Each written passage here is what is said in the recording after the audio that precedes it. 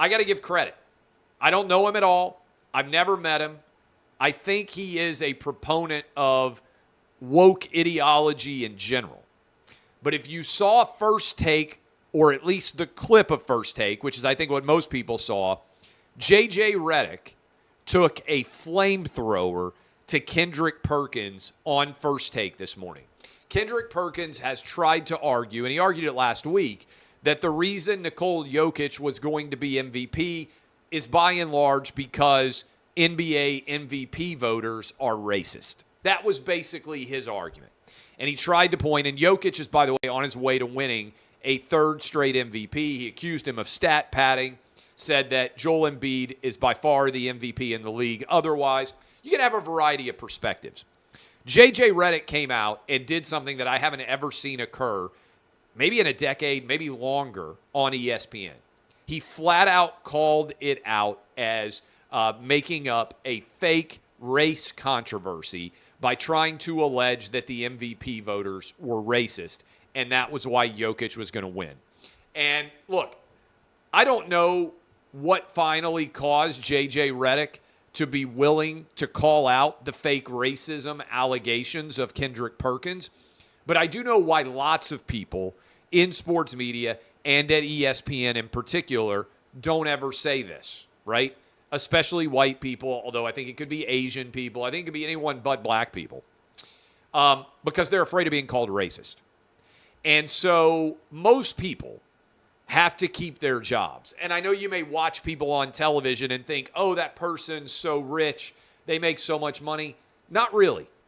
Most people on television have to work in order to maintain their living standard. I'm taking you behind the curtains a little bit here. Because let's say you're making $700,000-$800,000 a year. Let's say you're making $1 million a year to do television, which most people aren't, but let's just say you're making $1 million. Most people who make $1 million do not have cheap lifestyles. And so they're reliant on continuing to make that money years and years into the future, because the drop-off from making, let's say, $1 million a year at ESPN might be you fall all the way down to making $150,000 a year at insert random place here. There might not even be a $150,000 job for you, right? And so a lot of people are not willing to say what they really believe. And I don't think it's a coincidence. I went and looked this up. JJ Redick has made, according to SpotRack, $116 million during his NBA career. Now, I have no idea how well JJ Redick invested that money. I have no idea what he's done with it. But if he has been remotely decent with that money, he should still have $100 million in assets. And I understand the people are like, well, you pay 40% in tax and then everything. Yeah, but if you invest it and you just keep your money in S&P 500 index funds, and this is from a newly rich guy to some of you out there who may not be rich, to say nothing of private equity or buying homes or whatever else, just putting your money into S&P 500 index funds, it should double every 10 years. You should make around 8 or 9% a year, right? Now, some years you might lose 20. Some years you might lose 30. Joe Biden might get elected president, and nobody might be making money in the markets anywhere, okay? But over time, 10 years, generation, 20 years, 40 years, everything else, I would think JJ Redick has to have close to $100 million in overall net worth. That's my guess. He doesn't need the money, and this is important. He doesn't need the money to do television in order to have a good life. I could, once I sold OutKick, I could in a couple of years just be like, I'm done with this. I'm tired of working 3 hours every day on radio. I'm tired of managing everything with OutKick and everything there. I'm tired of writing books. Oh, by the way, I got a new book coming out in September. I just want to go chill, sit on the beach, drink beer. A couple of years, I don't have to work anymore. I could retire at 44, 45 years old, throw up the deuces, never work again, and live a really good life, never having to make another dollar. Most people can't do that. The reason why I use JJ Redick as an example is don't mistake what JJ Redick is saying as something that is an uncommon opinion in sports media. Most people, I think, in sports media agree with what JJ Redick said. The NBA MVP voters are not racist. That's not why Jokic wins. That's not why Steve Nash won back in the day. It's because of stupid arguments like Kendrick Perkins made that they're racist, but people are afraid, especially white people, that if they disagree with that claim, they're going to get tarred and feathered as racist, which can cost them their job. And so if you really want to have a debate show, you have to have people who are wealthy enough and don't give an F enough that they can say exactly what they think and not have to worry about getting canceled because you're not worried about paying your mortgage and you're not worried about being able to put your kids into college or pay their private school tuition or pay your car payment or deal with whatever life expenses normal people have out there, which is why it's normal for people to be dishonest.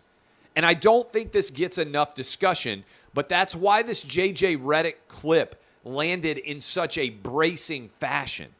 Why so many people are sharing it and watching it, because the honesty is uncommonly rare. And most people do not have the financial wherewithal to say exactly what they think. Now, I'm a little bit of a rarity.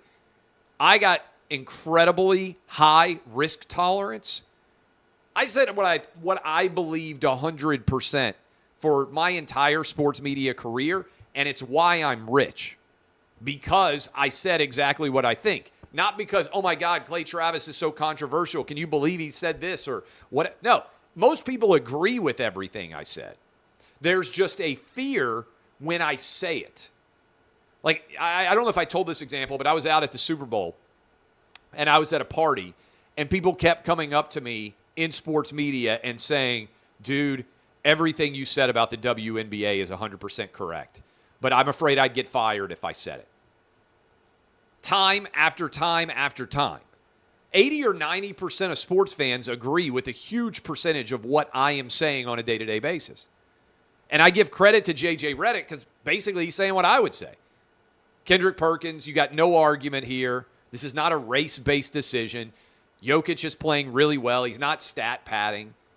This argument that NBA MVP voters are racist and therefore that is why he is winning is just not true. And there's no factual basis to support it at all.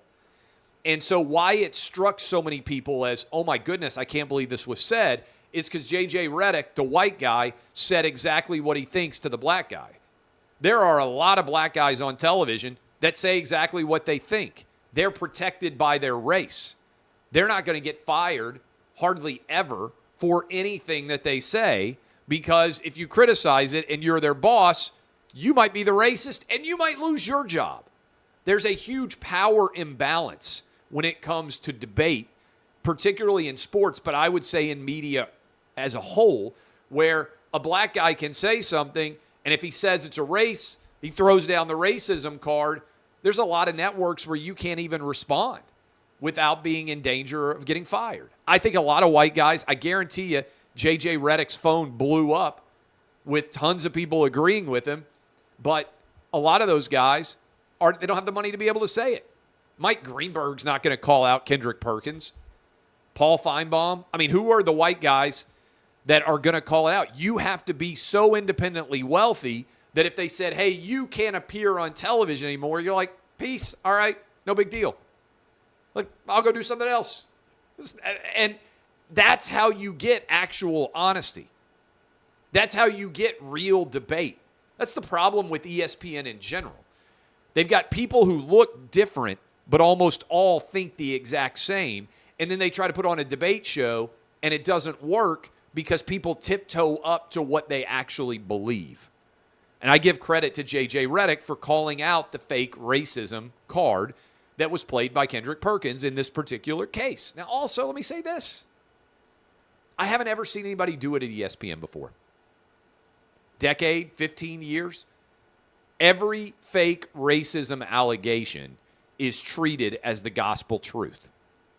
And even guys like Skip Bayless are so terrified of being called racist that they won't say what they really believe, because that's the only way they lose their job. And this is part of the big picture, how woke infested, left-wing woke insanity infested our entire culture, because there's a huge collection of people that are terrified of saying exactly what they think, and worse than that, are making decisions that are best for their own personal success as opposed to what's best for the company. Because if you're a rich white CEO, you don't get fired for claiming that America is a systemically racist and awful place to your diversity and inclusion team. And you don't get fired for sending out an email talking about how awful racism is. You just don't.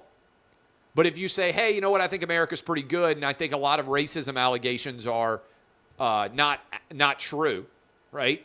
I think there's a lot of Jussie Smollett going on out there in the country. You might get fired. Might be better for your company. It's worse for you privately. And that dichotomy undergirds much of the discussion that goes on in a huge part of our culture every single day. But I give credit to JJ Redick for bringing a flamethrower out to Kendrick Perkins and his fake racism allegations.